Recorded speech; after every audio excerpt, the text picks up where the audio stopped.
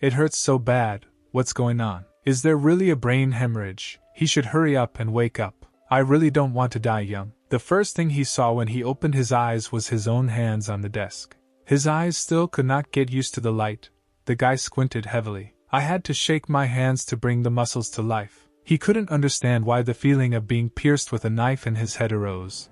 He would probably need to take the day off for tomorrow. But something was clearly wrong. Looking at one point, the brunette clung to this feeling and tried to remember where he was. An unfamiliar desk with a stack of books and a revolver. The same room he saw for the first time. The guy turned his head sharply. A drop of sweat rolled down his temple. In the window directly in front of the table, a huge red moon, like a balloon, could be seen. She reflected for a moment in frightened eyes. The stranger turned sharply away from the window again. He, walking on stiff legs and heavy boots, approached the mirror. A frightened face looked at the guy.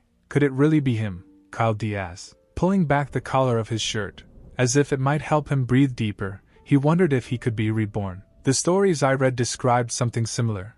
But could this happen to the guy in reality? He had been having a lot of bad luck lately. On his way out of work, he passed by an old bookseller. Strangely, Kyle bought one. It wasn't like him. Following the instructions in the book, the guy placed food in all four corners of the room and performed a ritual to increase luck. After waiting for a while, he threw the book on the bed. Nothing had changed. It was all complete nonsense. And now, Diaz wondered, was he really reborn thanks to that ritual of increasing luck? My temples squeezed like a vice. Another headache. He saw someone else's memories.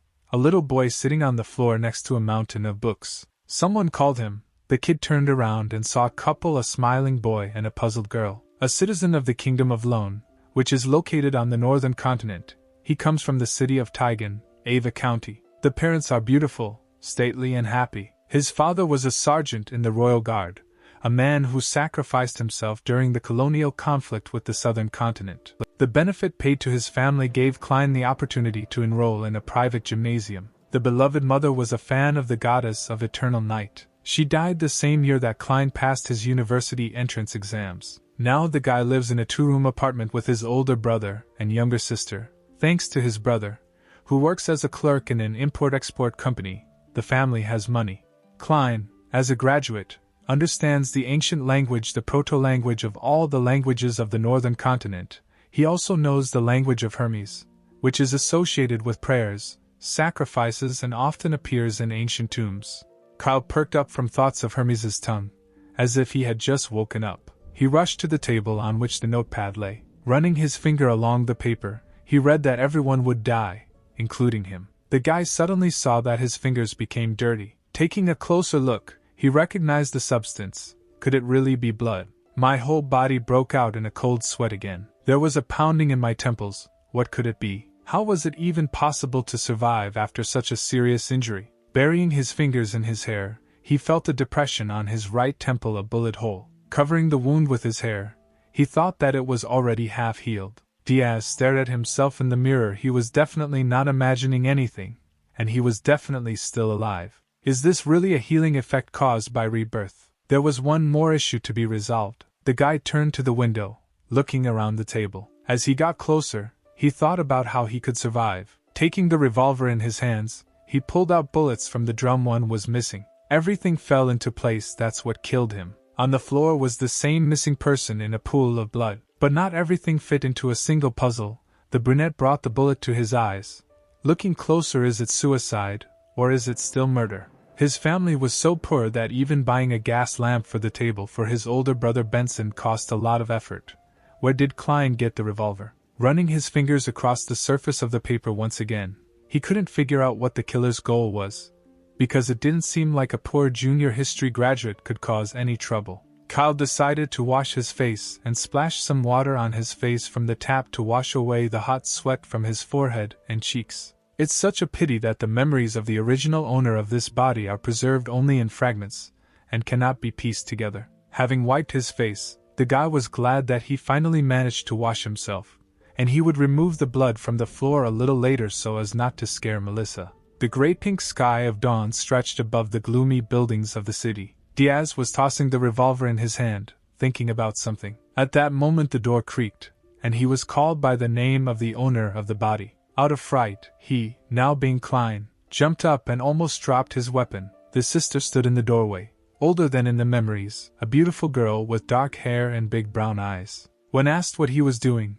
the guy hid the revolver behind his back and grabbed a watch that belonged to his father from the table. The guy blurted out that he wanted to wind the watch, since the hands were no longer moving, while the girl silently, with an incredulous look, looked at her brother. Klein managed to move the desk drawer and put the revolver there. Melissa walked over and held out her hand to the watch. The guy, stuttering, mechanically handed the thing to his sister. The watch slipped from Klein's palm into Melissa's hand. Having opened the lid, she turned around, walking towards the exit, and said that it would be better if she fixed them herself. Melissa Ioretti, the youngest daughter of the Moretti family, 16 years old, was a student at the Tianjin Technical School in the Department of Steam Engines and Mechanisms, and dreamed of becoming a steam mechanic.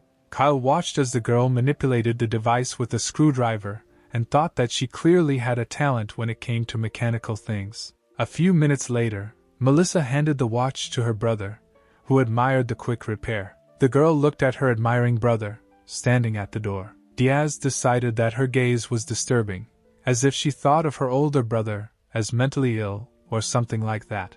A little later, Melissa placed a teapot and a plate of bread on Klein's desk. She asked Klein to buy more fresh bread, meat, and peas, promising to prepare stewed lamb with peas on the occasion of his upcoming interview.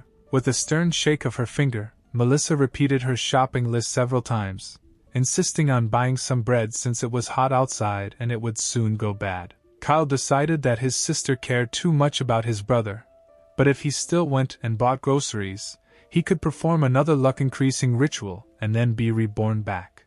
Sunlight poured into the room, revealing the dancing dust in the air. The brunette excitedly searched every inch of his bed. Finally, burying herself in the blanket, her hand felt the loss. He froze joyfully in anticipation. He found it. Diaz got out onto the street of an unfamiliar city. The market was noisy, people were hurrying, boots clicking on the stonework. Women in long dresses and hats were looking for something to fill their baskets with.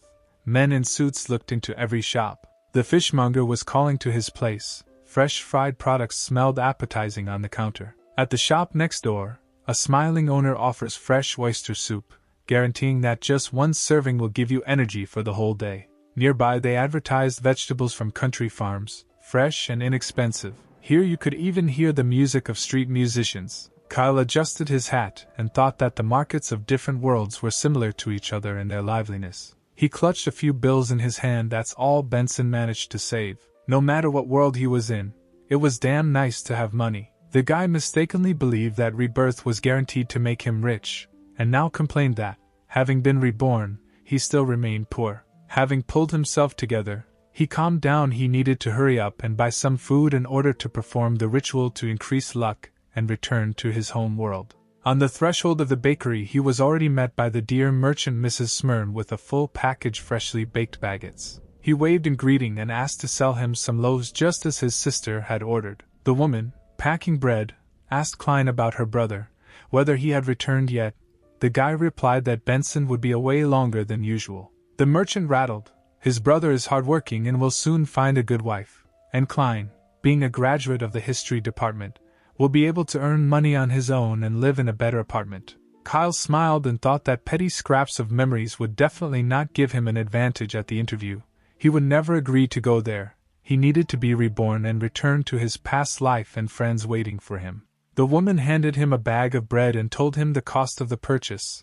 The guy was puzzled. He asked why it was so expensive, because yesterday bread cost even less, and 2 months ago it was even cheaper. But she smiled and replied that we should be grateful for the repeal of the grain law, and of course, for the people who marched in protest. Diaz left the store, remembering that Melissa said to buy lamb and peas. A cheerful exclamation was heard from a street performer who was walking along the street in clown makeup and inviting everyone to an evening circus performance. He handed Klein the leaflet as he approached. The guy, looking at the program, thought that Melissa would also like it.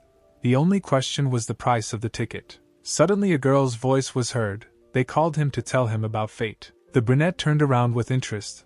A young girl stood at the circus tent, wearing makeup, a cloak and a witch's hat. He has already waved his hand in refusal, but the stranger assured that her tarot cards were extremely accurate. Suddenly Klein realized that her pronunciation was absolutely identical to the earthly one, and yet the tarot cards had their own history. They did not originate from the 7 universally recognized gods, and were not handed down from ancient times. On the contrary, they were invented more than 170 years ago by Rosie Augusta, consul of the Intis Republic.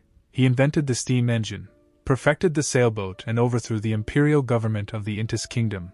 Receiving the calling of the Church of the God of Craftsmanship, he became the first consul of the Intis Republic. He later began his expansion and took control of the Kingdom of Inberg and a number of other countries, brought several kingdoms to their knees, forcing them to submit, and later, having turned the Republic of Intis into an empire, proclaimed himself Emperor Caesar. It was during Rosel's reign that the Church of the God of Craftsmanship received its first public divine revelation since the Fifth Age, and then the God of Craftsmanship was renamed the God of Steam and Machinery. It was Rosal who invented fortune-telling with tarot cards, formed the modern system of paper cards, and did not forget to develop card games. Among them there were those that turned out to be familiar to Kyle. But in the last year of his life he was betrayed. In 1198 of the Fifth Era, the Church of the Ever-Burning Sun with the Sauron family and other families from the former kingdom of Intis killed him, where he died in the palace. Was this Emperor Caesar really Klein's mentor who experienced a similar rebirth? Diaz nevertheless agreed to fortune-telling, especially since the girl promised to tell fortunes at the expense of the establishment. Magician, emperor, hanged man, moderation. The guy realized that the cards were no different from earthly ones, and it seemed to him more and more that Roselle was his older comrade in misfortune. Meanwhile the fortune-teller invited him to shuffle and divide the deck. Klein once again made sure that it was free, just in case. He obediently rustled his cards and put them on the table. The fortune-teller pulled the deck towards him and asked what he would like to know about. Diaz, looking at her seriously, replied that it was about the past, present, and future. The girl asked again, and smiling, asked to shuffle the cards again. After all, as she said, you can get a truly reliable prediction only when a person is exactly sure what he wants to ask. Klein was embarrassed, but still complied with the request. When asked if everything was okay now, she nodded in agreement. The fortune-teller took cards from the deck and placed them face down in front of the guy. The first personified the past, the next the present. The last card symbolized the future. She then asked which card the brunette would like to see first. He thought for a moment and asked for the real thing. The fortune-teller nodded and extended her hand to the card. There was a gesture there, a card with the number 0. Klein scratched his chin. This card implies some kind of beginning. What could it mean? Is it really a beginning that is full of endless possibilities? Suddenly, a girl wearing the same clothes as the fortune-teller burst into the tent and began shouting indignantly that she was impersonating her again. The fake fortune-teller giggled, turning to the stranger. She stood with her hands folded on her chest and told the person sitting at the table to remember that she was just a trainer. Then, the real fortune-teller forcibly pushed her colleague out of the tent, reminding her that telling people's destinies was her job. The girl managed to say that predictions are her calling and she simply could not resist. Sometimes her fortune-telling can be very accurate. A real fortune-teller, having made sure that the trainer left, tiredly wiped the sweat from her forehead. Then she turned to Klein and offered to interpret the cards. The guy, blushing, asked if it was free. Hearing that it was not, he immediately became uninterested in his fate. Clutching a bag of hot bread in his hands, Diaz could not understand why the fortune-teller turned out to be an animal trainer, but at least he bought food according to the list from his sister. The guy cradled 2 coins in his palm, all that was left of the original amount. He understood that money was really tight, and also felt sorry for the breadwinner from the family, Brother Benson. Squeezing the coins, he decided not to despair. After all, now he would be able to carry out the ritual of increasing luck. Already at home, sitting at the desk in his room, Klein finished translating the spell. The language of Hermes turned out to be difficult, but he translated the spell into the ancient languages of Fysak and Lone.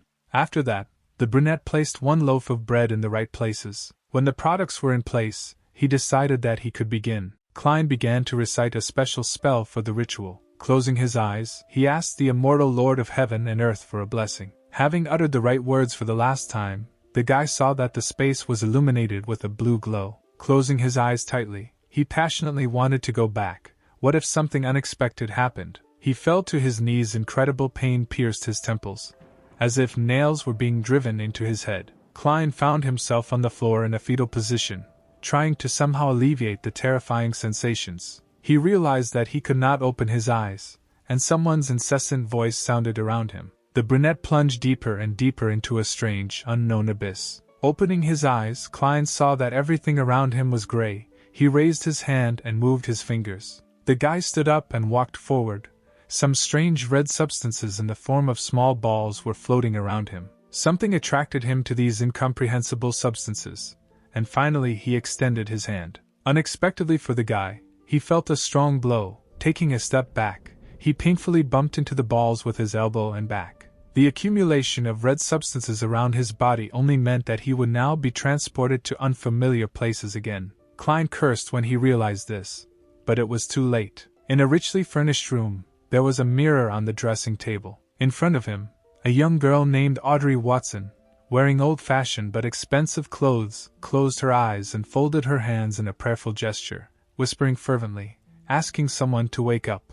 She waited a few more seconds, but nothing happened. Audrey made an upset expression on her face. After all, her father had deceived her. She turned away from the mirror in disappointment. My father said that this mirror once belonged to the Dark Emperor of the ancient Empire of Solomon, and that it was some kind of unusual treasure. But something changed. Some sounds were heard from the direction of the mirror. The girl turned around interestedly and leaned on the table. Her mouth opened slightly in silent surprise, and her eyes widened. Really? In the raging big water, on huge waves, the ship maneuvered with all sails. A man, Alger Wilson, stood on the deck, holding a large white crystal in his hands, his cloak fluttering in different directions from the wind. He told himself that they were still missing the ghost shark's blood. Suddenly, the surface of the crystal glowed pinkish. At that moment, the entire ship was engulfed in a similar, blinding glow. Meanwhile, Kyle was still reeling from the sudden move. In the vast space, he saw two silhouettes in the distance.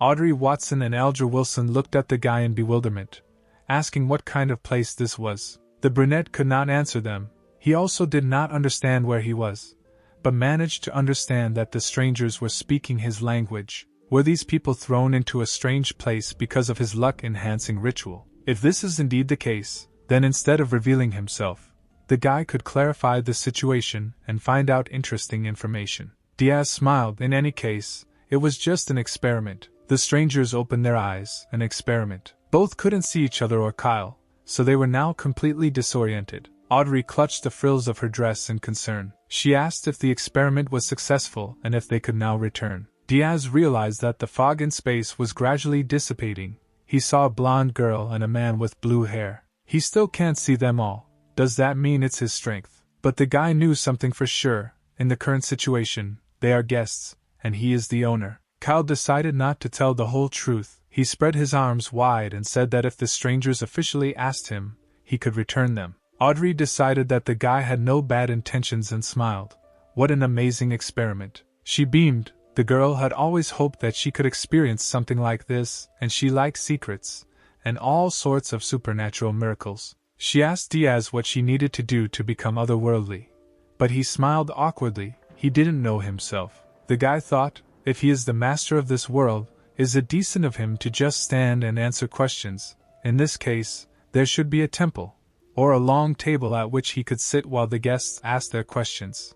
At that moment, the ground beneath them began to crack like ice, crumbling into fragments. The strangers were frozen in fear and surprise. The trio found themselves in a new place. An architectural ensemble of tall buildings and towers surrounded them on all sides. They sat at a long table, Kyle at the head exactly as he had wished earlier. Audrey looked around with admiration. How amazing it all was. Algeria turned to her. He said that if a girl wants to become otherworldly, she should join the Church of the Goddess of Eternal Night, the Church of the Lord of Storms, or the Church of the God of Steam and Machines. But the vast majority of people, even in their entire lives, will not be able to meet the otherworldly. Thus, even many clergy of the largest temples are forced to doubt all this. He continued that even if this is so, the man is sure that there are still otherworldly people in the palace, in the courts, in the executive bodies, only, with the beginning of the Iron Age, their numbers greatly decreased. Kyle thought, the Iron Age, based on Klein's memories, the Iron Age referred to this era, which was called the Fifth Age, and began 1,349 years ago. Audrey spoke up. She already knew about this. Then more, she was aware of the Nighthawks, the authorized punisher and the collective mind mechanism, and besides, the girl does not want to lose her freedom. Wilson noted that it has not yet happened that one can become otherworldly without sacrificing anything. If Audrey does not want to join the churches and accept their laws, she can only turn to the royal family or aristocrats. Otherwise, she can rely on her luck in searching for secret dark organizations. The girl frowned. Is there really no other way? The man thought about the question. He raised his head and looked somewhere into the distance. Kyle stretched out like a string from this look. Finally, Algeria spoke. He had 2 sets of potion formulas in 9 sequences. When Audrey asked again, the man replied that she should know what it was about. If she wanted to become otherworldly, she would have to rely on potions whose names come from the blasphemous tablet. The names of potions have been translated into many languages and they have changed greatly over time. The names are always changed to suit the particularities of the current era. But more importantly, the point is not in the names, but in what effects these potions provide. One such potion that Algeria possesses is called Sailor, which gives a great sense of balance, even while on a ship during a storm. A person will receive enormous strength and illusory scales over the skin.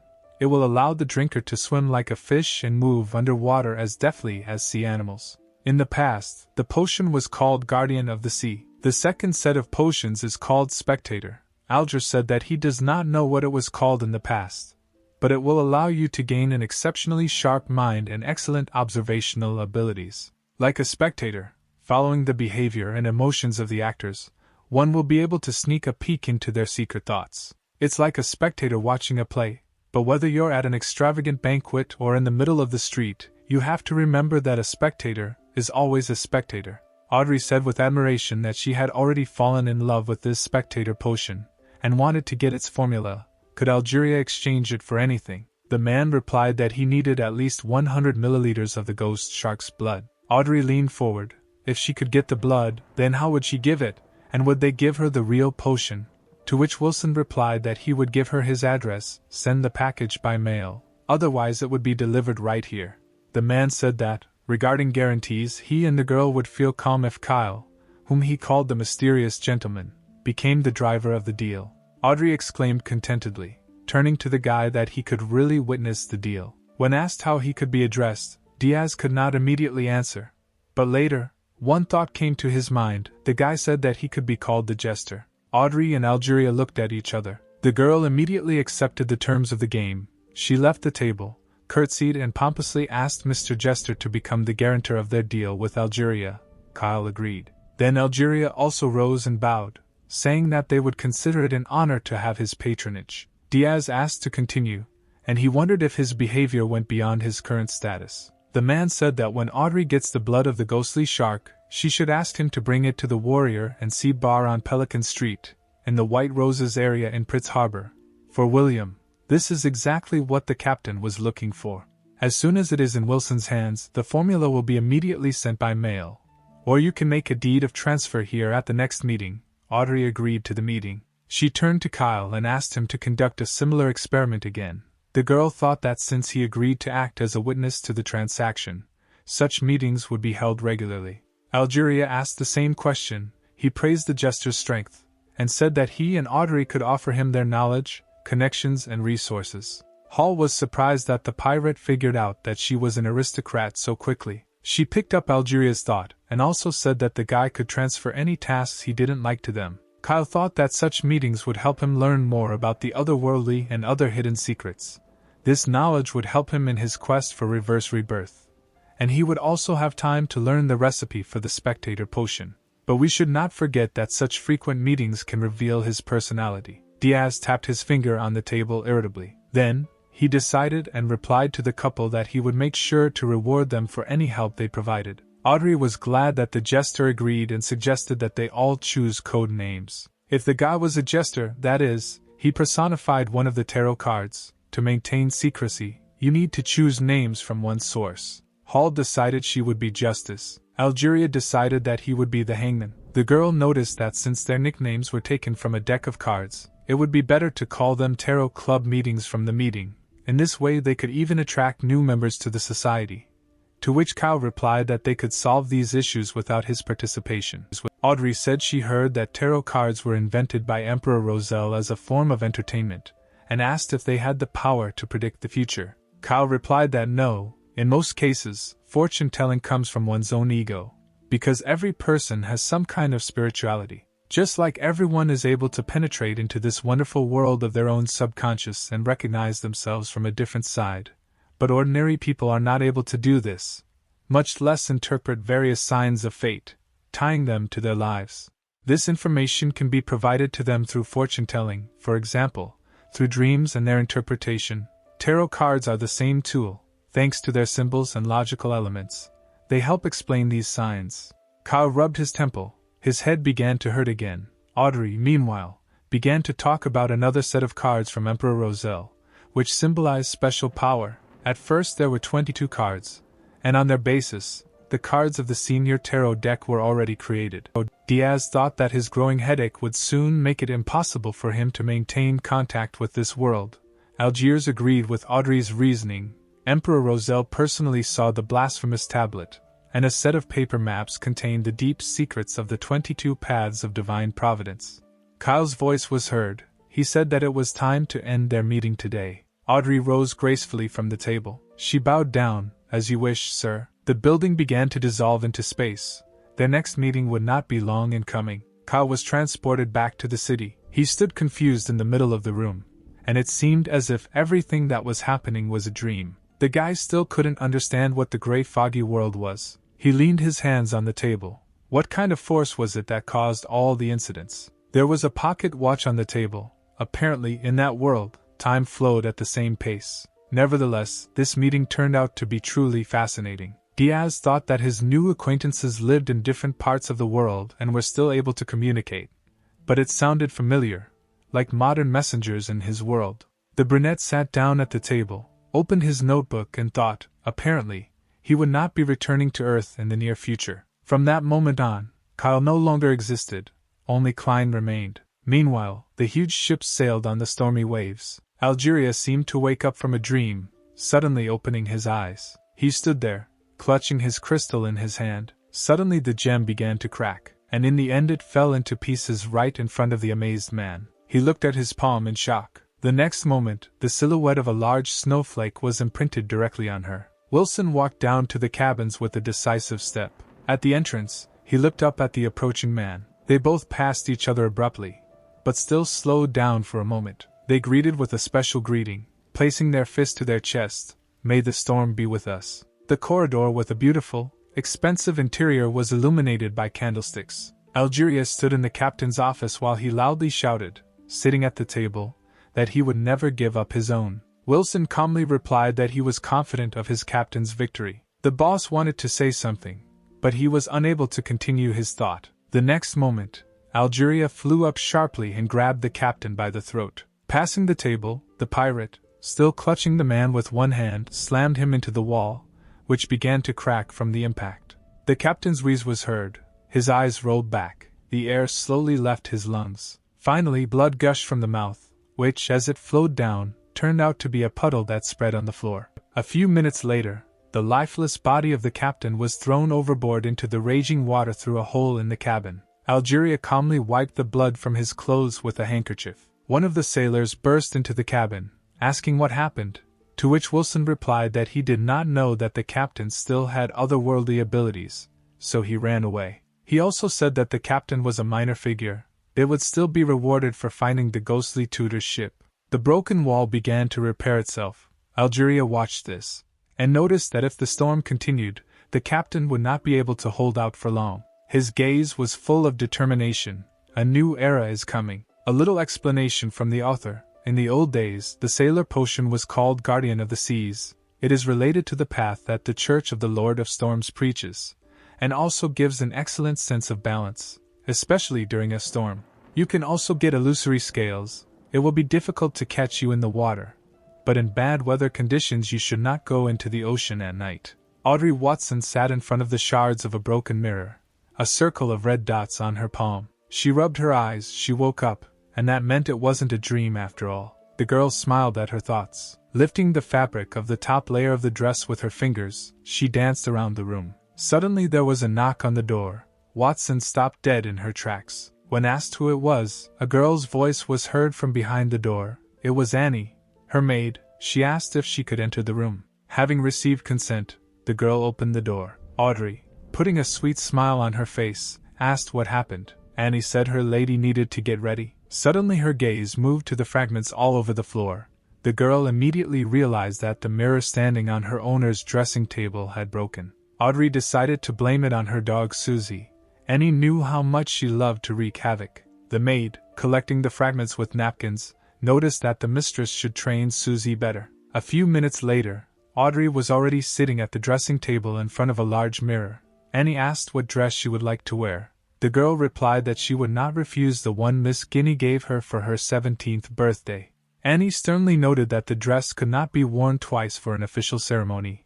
This could expose the Watson family to gossip about her financial status. Audrey protested. She really liked the dress, but the maid advised her to wear the outfit at home or for less formal meetings. Then Miss Watson decided to wear her recent gift from Mr. Sada's, a dress with a lotus pattern on the sleeve. Finally, with the help of two maids, Audrey was ready to go. There was a knock on the door, then a stately man came in. He called the girl the brightest pearl of Backland, and said that it was time for them to hit the road. Audrey immediately capriciously asked her father not to call her that. The man obediently agreed and raised his left hand so that his daughter could walk next to him. It was time for him and the little princess to go out. The girl immediately protested. She wanted to be on the right. The left side was intended for her mother Miss Watson, the Countess. She could not take her place, to which her father agreed. They were to visit Pritz Harbor, Oak Island, the base of the Royal Navy. The carriage with the Watson family arrived at the place. The father gallantly shook his hand with his daughter as she exited. The girl looked around and was amazed at what she saw. Huge towers from which smoke erupted. A fleet with incredible cannons. The fleet was truly impressive. Audrey, clinging to her father, turned her head, exactly like the rest of the crowd. Finally, the girl stopped dead in front of an armored military ship. In the clear sky above the ships, a huge airship flew noisily. Absolutely every person in the crowd looked in admiration at the miracle of technology, holding their head high. The car still slowly continued its journey high in the sky. Audrey recognized it immediately. It was the royal airship. Finally, it sank to the water in front of the deck, and the workers threw away the ladder. They stood in an even line in front of the airship like soldiers in uniform. So are the real knights in armor with swords. Now the crowd could see the ruler of the kingdom of Lone George III with his retinue. Hall thought that in the age of iron and guns, someone else would wear a full suit of armor. Were there really punishment paladins of the highest order? The Prime Minister of the Kingdom of Lone, Aguizan Nigan, spoke and loudly announced a historical moment: the construction of the first warship. Its length is 101 meters. Its width is 21. It has a unique design, armor with a thickness of 47 millimeters, a total displacement of 10,060 tons. The man also spoke about the main battery, its components, and the weapons in the latter. He shouted loudly to the crowd, "This ship will become a hegemon, a conqueror of the seas." The man turned to the ruler. He bowed and asked George to name the ship. He noted that since the ship sails from the harbor of Pritz Harbor, then it can be called Pritz. On this occasion, fireworks rang out in the air, and the crowd joyfully chanted the name of the ship. The minister said that from now on, the 7 pirates who called themselves admirals and the 4 pirates who proclaimed themselves kings can only wait in fear of their death. Their era is coming to an end, and nothing can help them. Some daredevil from the crowd shouted that the pirates themselves could build similar machines. His idea was picked up. Can't they really build their own? And what to do if the pirates receive the same battleships? Aguizad began to reassure the crowd. This is impossible. The construction of such a ship required enormous costs, human resources, 2 royal shipyards and 100 factories, the efforts of the Admiralty and ministers, as well as the king and a great country. Pirates will never achieve something like this. The man again proclaimed that from now on the era of firearms and giant warships begins. Kyle was still sitting in his room at the table in front of his notebook. He looked at the back of his hand, for dots were visible there. Were they really disappearing? 4 spots form a square. Do they correspond to 4 products located in different corners of the room? He may no longer need to prepare for the ritual. but the lack of understanding of what is happening makes the guy feel uneasy. He collapsed on the bed, exhausted. Fear is the most ancient and powerful human emotion, and fear of the unknown is the most powerful and ancient type of fear. The brunette closed his eyes, falling into sleep. Some time passed, and he woke up. Rubbing his eyes, Diaz thought that his sleep was not bad, and even his head stopped hurting so much. Looking at his watch, he saw that he had slept for 3 hours. Time flows here at approximately the same speed as on Earth. But the guy was not sure that the passage of time was still the same. Suddenly my stomach growled loudly from hunger. Near the table on a plate lay a loaf of bread, the same one that Kyle used for the ritual. He picked up the vessel and thought, is this really the life he will have to live, eating rye bread for breakfast, for lunch, and only occasionally meat? He looked at the stove and grinned. It was time to demonstrate the true power of the reborn. The brunette washed the vegetables under running water. He lit a large cooking fire on the stove and began to work magic on the dish. Finally, he finished. On the table there was a large dish with a good selection of food. He blew on the boiled potatoes and bit into them with his teeth.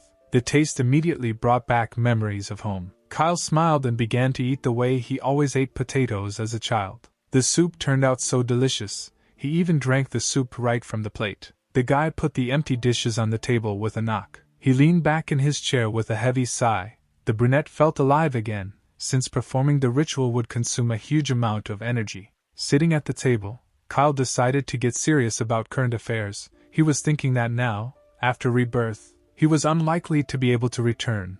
The main thing now was to find a way to become the otherworldly that Justice and the Hangman were talking about. Luckily, Klein kept a diary. It's worth looking for clues before the next meeting. It was also necessary to deal with the problem of Klein himself, why he committed suicide and what actually happened. The entry from the 29th of May read, Welch found Klein and said that he had acquired the manuscript of the Fourth Era. He did not want to ask for help from the students of the archaeological faculty, so he came to him and Naya asking for help in deciphering. Klein could not refuse, but still postponed its up to release.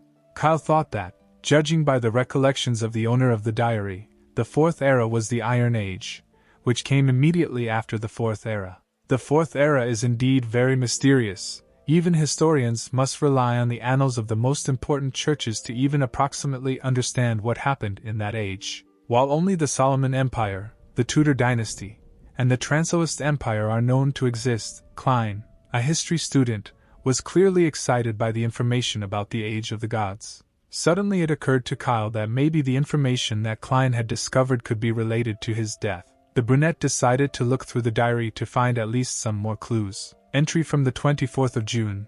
Naya says that they found something new. It's worth going and looking. Entry from the 25th of June. The owner of the manuscript decided to climb to the top of the Hornisus Ridge, where the people of Eternal Night lived. Then followed a very short entry from the 26th of June, and with that the entries in the diary were uploaded. If Diaz was reborn here on the 28th at midnight, then Klein must have written the next entry on the 27th of June. This entry said that everyone would die, including Klein himself. Kyle closed the diary. After everything he had learned, it seemed Klein didn't need to worry about finding a job. In that world, in that era, universities were few and far between, and only nobles and aristocrats studied there. For example, Welch, he is the son of a wealthy banker. He was in the same group as Klein and Naya, and he often came to them for help. Kyle got the idea that he should visit Welch and take another look at the manuscript. Maybe he could find more clues. He should be careful. If there is anything in the manuscript that is related to him, he will be in great danger if he goes. If the guy decides to run away, then this issue will never be resolved. But he also will not be able to go to the police and write a statement about his own suicide. Suddenly there was a knock on the door, which caught Kyle by surprise. He got up from the table and walked to the door, loudly asking who it was. The knocking continued to echo down the corridor. There was no answer, so Diaz, without turning around, retreated to the table and reached for his revolver. He, trying to do it unnoticed, took it out of the desk drawer. The knocking stopped, but the person standing behind the door did not respond. Kyle was noticeably nervous and asked again who it was. The guy squeezed the revolver tightly, clicking the shutter. A man's voice was heard. It was Mountbatten, bitch Mountbatten. Diaz realized that these were police people. He shouted that he was coming, and meanwhile he himself was wondering where to hide the revolver. The choice fell on the fireplace. he buried the gun in the coal. Then the guy went to the mirror to clean himself up. The mirror reflected a fireplace with a stove. It should work. The guy clicked the door handle to let the police in. He yawned artificially, saying that he fell asleep. Imagine his surprise when he saw a whole company on his doorstep. There were at least 4 policemen standing there. One of them said that 3 inspectors wanted to ask Klein something. He stepped back from the door and motioned for them to enter. Kyle, meanwhile, turned his attention to the policemen's shoulder straps. 6 stars. So those 3 really were inspectors. They didn't hesitate and immediately asked if the brunette knew Welch McGovern. The guy, nervous, immediately asked if anything had happened to him, but the inspector interrupted him. He asked the owner of the room not to worry. Smiling good-naturedly, he said that this was standard procedure. Kyle exhaled shakily, embarrassed. He said that if the inspector was referring to Welch McGovern of Constant, a graduate of Hoy University, then yes, he knew him, since they were classmates and studied under the same mentor, Senior Associate Professor Quentin Cohen. The inspector, hearing this, thought for a moment. Kyle continued, they had been seeing each other often lately, including with Naya, studying a document about the 4th era that belonged to him. The inspector frowned when asked what happened to Klein's friend. The man looked at the brunette sympathetically and said that he was sorry and that Mr. Welch had passed away. Diaz stared at the policeman in shock. How could this happen? He immediately asked about Naya. He was told that the girl also died. She and Welch were found in his house. The brunette asked if they were killed. The inspector shook his head. Evidence from the scene suggests it was a suicide. Welch hit his head against the wall, judging by the amount of blood, multiple times. Miss Naya drowned herself in the sink, the same one in which one usually washes oneself. Kyle, as if insane, repeated that this was impossible.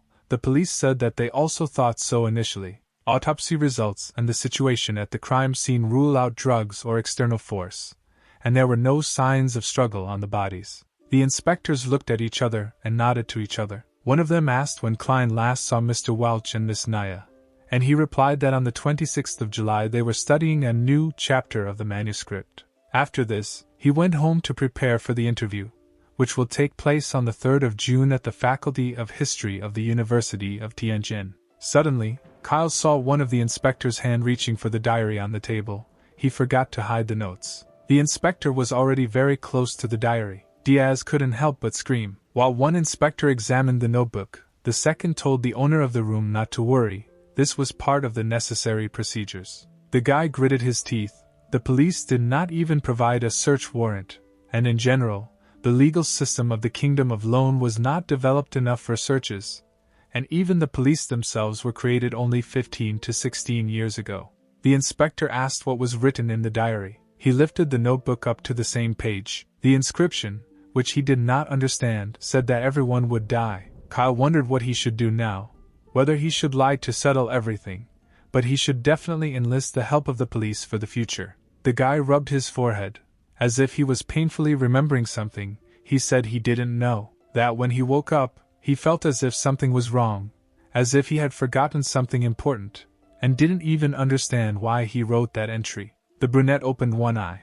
At such moments it is best to be frank and careful. But will the police believe him? The policeman got angry. He shouted that this was nonsense, and the guy considered them idiots, was lying about his amnesia, and one could rather believe that he had lost his mind. The brunette began to assure that he was telling the truth, but the inspector interrupted him. The other man smiled conciliatorily and said that maybe Klein was telling the truth. An expert in this matter would soon visit him, and he could help restore his lost memories. Kyle was surprised that they believed him. And what kind of expert was this who would help him? A psychologist. Suddenly the brunette thought about what he would do if his memories of the Earth were discovered. The inspector will thank Diaz for his cooperation and advise him not to leave Tianjin in the coming days. If he needs to leave, he needs to warn Inspector Mountbatten about this, otherwise the guy will be convicted of breaking the law. The brunette nodded. He understood everything. Was that really it?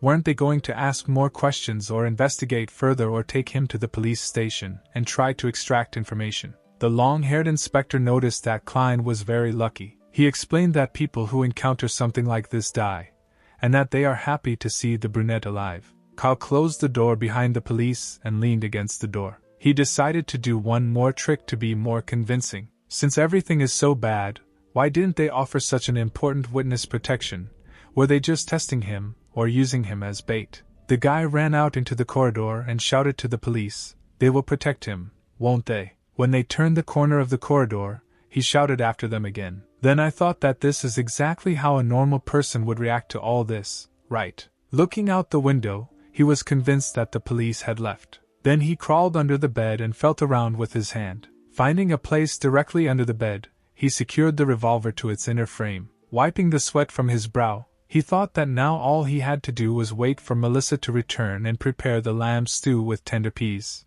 Her food was actually quite primitive and simple. The dishes were without seasoning. If Kyle waited for her sister to come home, it would be 7:30 before the food was ready, and the girl would be hungry the entire time. The guy rolled up his sleeves. It's time to show Melissa real cooking, and Klein's talent regarding the emerging talent for cooking. He will explain that this is thanks to Welch. Diaz began chopping the onion with a large knife. Then I threw chopped vegetables into the semi-finished broth. As the guy bent over the pan, Melissa looked into the room. The brunette beamed, delighted to see his sister, and handed her a bowl of soup. There was another portion with a steaming dish on the table. The girl asked in surprise if he had really prepared all this. Kyle said yes and suggested she try it when they both sat down at the table. The girl hesitantly extended the device to the bowl. I carefully took a bite of the beef, eyes widened in admiration. Melissa showered Klein with compliments. It was so tasty, pleasant, and delightful. Every now and then she wielded a fork with one hand, and held the bread in the other. Having put a piece of beef on her fork, she noticed her brother looking at her contentedly, but not eating anything. She stammered and said that Klein had cooked it for himself, but he replied that he had eaten enough while he was cooking. This is a privilege available only to the chef. Melissa praised her brother's cooking, and he replied that he learned the recipe at Welch's house from his personal chef. The guy smiled. His food was not as tasty as the cook's, and promised that he would take Melissa and Benson to a restaurant and treat them to delicious dishes. Melissa wanted to talk to her brother about the interview, but then I hiccuped loudly from the large amount I had eaten. Klein laughed at what he heard. He placed dirty dishes next to him and asked his sister to wash them. She jumped out from the table and readily agreed to do this. Finally, all the plates and cutlery were sparkling clean. Melissa opened the cupboard to put some clean dishes in it, but I saw new jars of seasonings. She asked her brother if he used black pepper and lard, and he replied that just a little, to which the girl suggested that Klein concentrate on finding a job, and she would take over the cooking. He smiled sheepishly. Was it really necessary to remind him of this right now? Night fell on the city, and the big red moon shone in the sky again. Melissa, leaving her brother's room, asked him not to stay up late. As she left, she turned off the light in the large lamp. Kyle went to bed, but was soon awakened by a loud knock on the door. He sat up in bed, disoriented, and thought it was already morning. A voice was heard from the door, calling himself Dunn Smith. The guy yawned, not remembering such a name. The brunette opened the door. A gray-haired policeman stood on the threshold. Kyle asked what happened. He replied that the police found the coachman, who confirmed that on the 27th, the day of the death of Mr. Welch and Miss Naya, Klein came to Welch's residence, and it was he who helped pay for the guy's carriage. Diaz jumped up. Everything was as he had expected. On the 27th the real Klein was with Welch, and after returning home he committed suicide, just like Welch and Naya. The guy didn't know what to say. He said that this was strong evidence of his involvement in the deaths of Welch and Naya, and that he also wanted to know what happened that day and what exactly happened to his friends. But he really had nothing to add. The guy didn't remember what he was doing on the 27th. Only thanks to the fact that he kept a diary, he could hardly guess that he could have been at Welch's residence on the 27th. The inspector noticed that the brunette had good self-control, but despite this, a drop of sweat ran down Kyle's face from the tension. He, with his arms outstretched, assured that everything that was said was true, but he thought that this was only part of the truth. Dunn Smith, with his back to him, said one of Mr. Welch's revolvers was never found. Suddenly the man turned around and confidently said that he could find a weapon here. Diaz froze. Was it Welch's gun? He immediately raised his hands up. The brunette decided not to lie. He immediately admitted that the revolver was under the bed, fixed to the inner frame. Finally, the policeman, holding a revolver in his hands, turned to Kautz. Won't he say anything to this? He stepped forward. He will tell everything right away. 2 days ago, Klein woke up in the middle of the night and realized that he was sitting reclining on the table, a revolver next to him. and a used bullet lying in the corner of the room as if he was trying to commit suicide. Perhaps the guy was confused, but the bullet did not reach its target. It became clear to him that he did not remember anything, and the events of the 27th too. Kyle thought that maybe he remembered vaguely, but given the rebirths, he confessed to everything. Dunsmith folded his arms on his chest. The story of his suspect coincides with what they have already found out. It also fits into the logic of similar events that happened in the past. But the man absolutely does not understand how the guy managed to survive. Klein exhaled with relief. He was glad that they believed him. He himself did not understand how he managed to survive. The brunette's eyes widened when he heard the policeman speak. He said that it doesn't matter at all that he believes Klein. He is still under great suspicion. They need an expert who will confirm his words. The police need to make sure that Klein really knew about what happened and that he not involved in the deaths of Mr. Welch and Ms. Nye. Dunn extended his hand to the guy and asked him to go to the police station with him and assist in the investigation, which could take 2 or 3 days. The brunette asked if the expert was here, because according to the policeman, this could take up to 2 days. He was told that the expert returned earlier than everyone expected. Klein asked permission to leave a note, and sitting at the table, he thought what would happen to him if the expert found out about the rebirth, because Emperor Roselle was killed by mercenaries right under the noses of the 7 main churches. All this, together with his rebirth, could lead to the tribunal. Klein has no weapons, no fighting skills, and no idea how many police officers are waiting for him outside. If they use weapons, he's finished. The guy left a note on the table for Melissa and picked up the key. Finally, both went out into the street, where the carriage was already waiting for them. The policeman motioned for Kyle to sit down. Not far from them, voices were heard, to which everyone was distracted. According to the passerby, who scolded the street boy, he stole something from him, but the boy zealously resisted. The horse almost reared up from the loud sounds. This was Diaz's chance. He took off and ran. After all, if the brunette succeeds, he won't have to meet with an expert. Passers-by shouted, vying with each other, drawing attention to the fugitive, and he thought that after escaping he would go to Backland. Indeed, there are more people in Backland, and it will be easier to hide there. Running down the street, he noticed empty carriages. Kyle ran up to one and decided to jump in to throw the police off the scent a little. The guy shouted to the coachman to take him to the pier at the edge of the city as soon as possible. The horse moved forward, beating a rhythm on the paving stones with its hooves. The guy exhaled with relief. But something was wrong. The coachman was driving the horse the wrong way. The brunette asked worriedly where they were taking him, to which the coachman replied that he was going to the Welch residence, and turned around. Underneath the wide-brimmed hat was none other than Dunsmith. Kyle sat up abruptly in bed, breathing heavily. Looking out the window, he saw his companion the Red Moon, and realized that it was just a dream. The brunette looked at his watch. It was only 3:30 in the morning. He opened the door to the common corridor. He urgently needed to wash his face, but an unpleasant surprise awaited him there. Dunsmith stood at the moonlit window. The man turned around at the same moment, and looked Klein straight in the eyes. He walked up to the guy, standing right next to him. Kyle swallowed nervously. Was he still sleeping? The policeman raised his hat and asked for formal permission to introduce himself again. He took off his headdress and smiled. Dunsmith, Nighthawk. Diaz opened his mouth in surprise. Black Hawk. It was they who were mentioned by Justice and Hangman, a group of otherworldly people from the Church of the Goddess of Eternal Night. When asked by Klein whether he controlled his sleep, the man replied that he only adjusted it a little. The policeman said that in dreams, most of the repressed human emotions and dark thoughts become stronger, and everything becomes crazy and chaotic.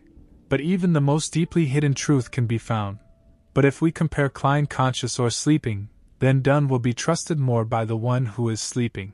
Ordinary people are not able to control their dreams. If Kyle dreams about his life on Earth, then the policeman will definitely find it out. The guy suddenly realized that just in the dream his head was clear. He understood what he could talk about and what he couldn't. This means that Smith saw only what they wanted to show him. Suddenly, because of the rebirth, there is something special in the guy's mental state.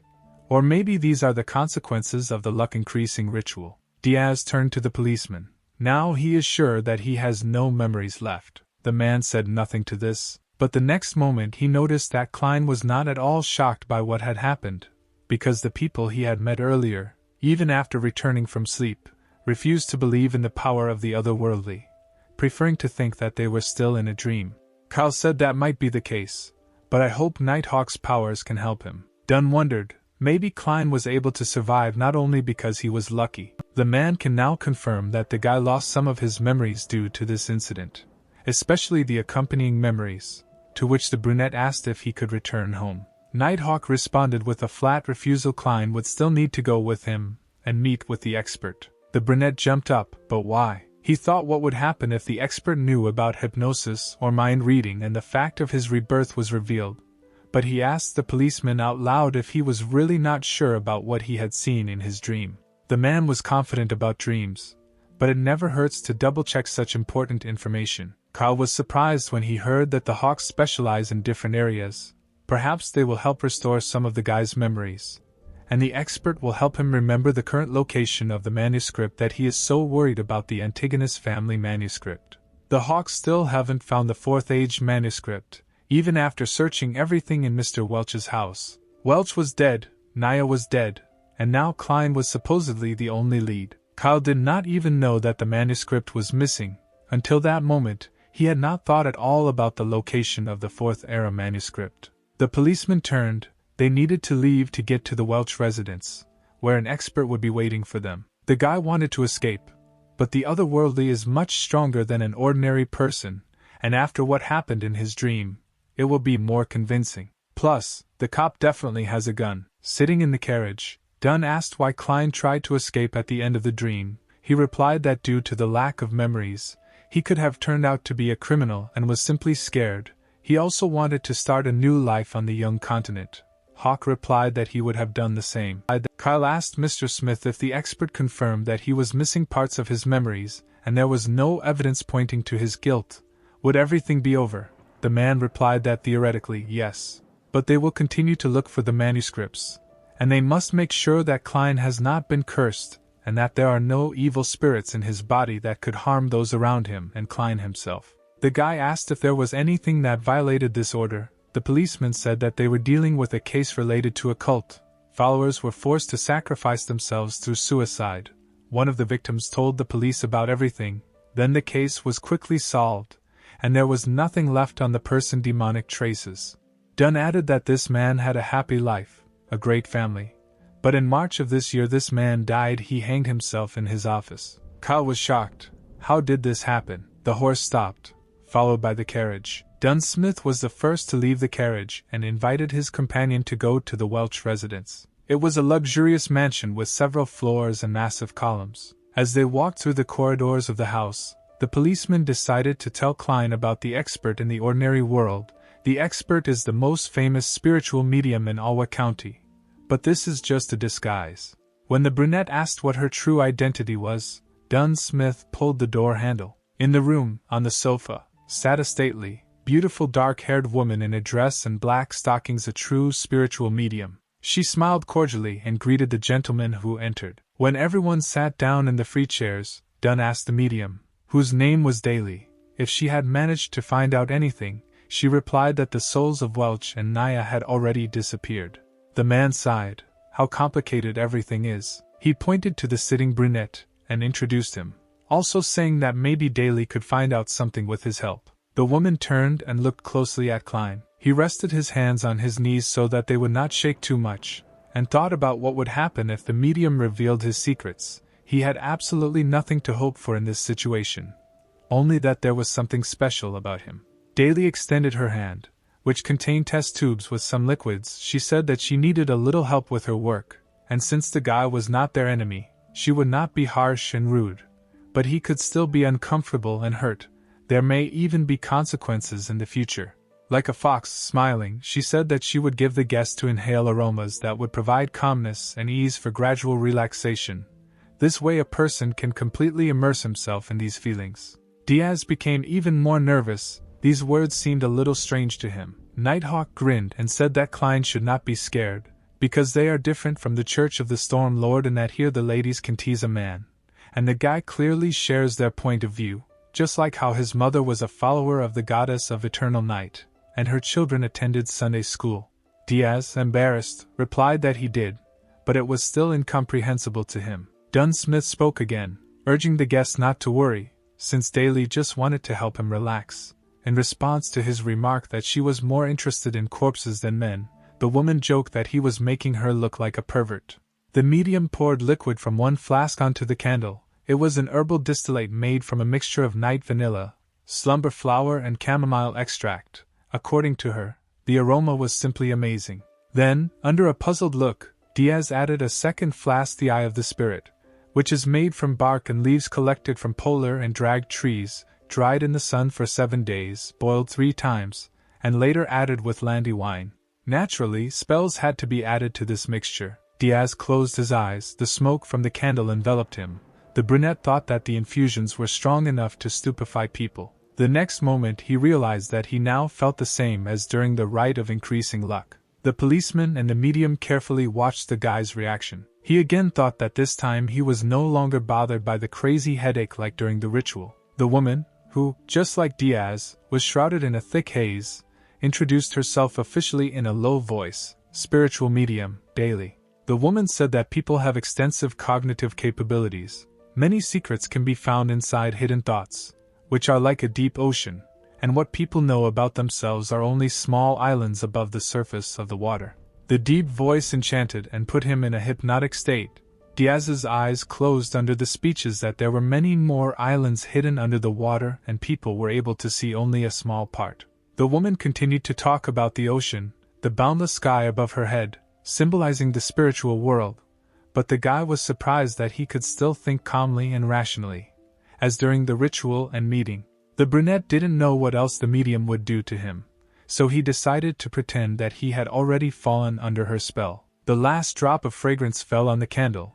Daly said that Klein is the soul in this body, and he knows not only about the tops of the islands that are visible above the surface of the water, but also about what is hidden in the depths. And if it exists, it will leave traces behind. When Diaz opened his eyes again, he saw that the living room had disappeared, and they themselves, in the same chairs, seemed to be under a layer of clear water. He asked himself the question, where are they? Is this really the ocean of his mind? Daly, clasping her hands in a prayerful gesture, replied that memories underwater may be erased, but under the water, or perhaps in it, their reflections definitely remain. Diaz weakly objected to her words. He didn't think so. The woman repeated the same words. The guy is a soul in this body. He knows a lot about what is hidden in the ocean, but the brunette stubbornly said that he could not remember. If it exists, it will leave behind traces, and again, no memories. Diaz pretended that he was in great pain.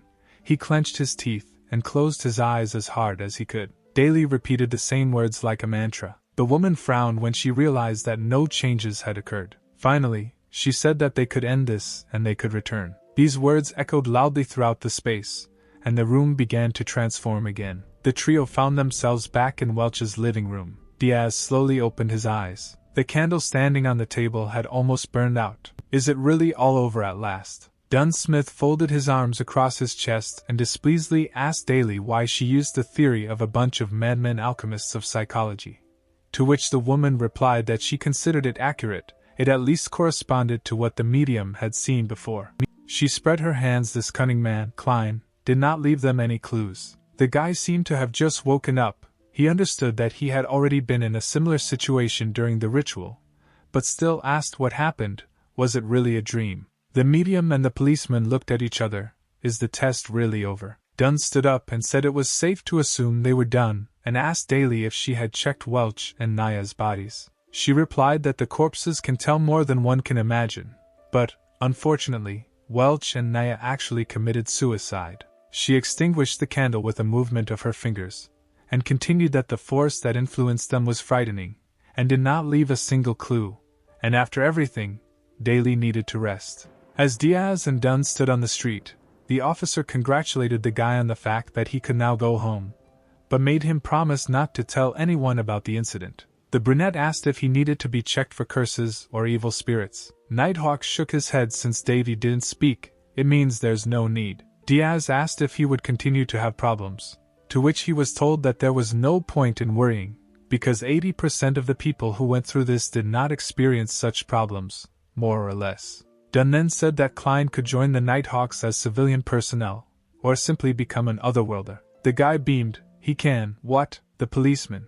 turning around, said that their organization is not nannies, they cannot watch people for days.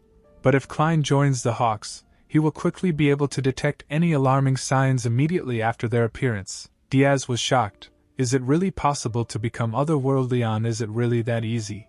The man stopped and added that it was not entirely impossible, but it would be problematic. Diaz froze, not knowing how to react to this. With his hands in his pockets, Dunn said that becoming one of the Nighthawks required many sacrifices, including one's own freedom. And even without taking this into account, there are problems. For example, Klein is not a priest or close to the church, and therefore will not be able to choose the safest path to becoming otherworldly. Also, the incidents that Nighthawks, Punisher Saints, Unity Machine Intelligence, and other judicial bodies encounter every year, a quarter of them are otherworldly creatures that have lost control, and most of this quarter are comrades of the organization. Diaz repeated the words spoken with his lips. Then, when the policeman got into the carriage, he asked the question, why is the life of an otherworldly fraught with such serious dangers? So much so that even the otherworlders of the church's judicial systems can succumb to their influence. The man replied that this is not something that needs to be understood now, and the guy could not, unless he became one of them. Diaz was silent, digesting the information. Both got into the carriage. The guy asked how to make a decision if he had so little information, and thought that if he didn't join, he would never know anything. The policeman, filling his pipe with tobacco, replied that the guy probably misunderstood him, because there were ordinary citizens in their ranks. The brunette thought about it, and asked that as soon as he becomes one of the employees, what the organization keeps secret will become available. And after he becomes clear about the possible hidden dangers that otherworlders have to face, it will be then that a decision can be made as to whether Diaz wants to be one or not. The man replied that yes, but it is worth realizing that making such a decision does not mean that Klein will really become otherworldly. All churches are equally strict in this. The guy clarified that becoming a civilian employee is not so easy, to which Dunn said that he wouldn't have any problems with this. Could it really be, the brunette thought, that it was his ability to be reborn that would even make itself known? The policeman immediately explained, without their help, Klein was able to survive the incident. This alone indicates an advantage over an ordinary person, but it is possible that this was just luck. Although, he added, lucky ones are always welcome among their ranks. The man smiled. This could be taken as a joke, and added that a graduate of the Faculty of History from Koei University would be very useful to them. The organization deals with ancient documents and objects. There are cults and heretics who can use all this for their own evil purposes, except for some specialists. Most otherworldly people do not have special skills, so the Hawks are interested in cooperation with experts. But this can also lead to leakage of information. Smith pointed to his temple and said that boring knowledge makes people sleepy, to which Diaz asked why don't they train a historian from scratch. The man replied that in the case of Klein, he did not violate the oath of confidentiality, but with training there was a different problem. He would be responsible for the secrets told. Most teams, including civilians, are formed from the church. The brunette couldn't understand why the organization was so strict about confidentiality, because if more people knew about such things, it would help avoid similar problems in the future. The policeman replied that in this case, residents would know about such cases and begin to imitate them, which would make their work more difficult. Brunette continued, people do not learn from history, but repeat the same mistakes over and over again. The policeman noted that this is a quote from Emperor Roselle. There is truth in it. Diaz was surprised that the emperor actually said this and thought that the reincarnation elder knew a lot. It seemed that he had no blind spots and left Diaz without the opportunity to boast of knowledge from another world. Dunn said the judiciary of the main churches has a similar saying, which may be the main argument for confidentiality, the reason why they cannot tell it to ordinary people. Diaz leaned forward and asked what the reason was. The man replied that faith and fear create troubles, sometimes in double form, destroying absolutely everything. Apart from praying to the gods for blessings and help, people have no other way to solve their most serious problems. The policeman then asked if Klein would like to join the Hawks and become one of the civilian employees, to which he asked for a delay to think about it. He was promised until Sunday to respond. The man reminded him of his promise not to tell anyone, otherwise Klein would cause trouble for someone, but would also end up in front of a special court. Finally, they arrived at Diaz's house. The guy, blushing, turned to Mr. Smith. Then he asked what kind of pay and benefits the civilian staff received. The policeman replied that they were funded by the church and the police department. Civilian personnel received a weekly pay of 12 coins upon joining, and there was also a 10-coin allowance for confidentiality and risks associated with the work. The guy was delighted with this amount, and Dunn added that the salary will increase as qualifications increase. Civilian personnel are usually given a 5-year contract, after which the person may not renew it. Also, if a person leaves the organization, they will be asked to write a lifetime non-disclosure agreement, will not be able to leave Tianjin without prior permission, and if moving to another city will need to register with the local Nighthawks, work in shifts. There must always be at least 3 civilian employees per shift. The brunette asked where he should go to find Hawks when he made his decision. Smith spoke about the Hound Bar on Basic Street. You will need to find the manager and tell him that Klein wants to hire a small detachment of mercenaries. To Diaz's surprised silent question, the man calmly replied that their location was secret and would not be disclosed. Finally, the policeman wished Mr. Klein Morty pleasant dreams. Diaz watched the retreating crew. He looked at his pocket watch. It was no more than 4 in the morning. Finally, the session with the spiritual medium can be considered over. Was his shirt really wet with sweat all this time? Entering the room, Diaz was stopped by his sister's stern voice. She got up early to go to the bathroom, and realized that Klein was not at home. The guy smiled awkwardly. Why is Melissa here? She couldn't find anything. He explained that he woke up late at night, and couldn't fall asleep again. He didn't want to waste time, so he decided to go for a run. Klein turned to show off his shirt, which was covered in sweat. Melissa exhaled slightly annoyed.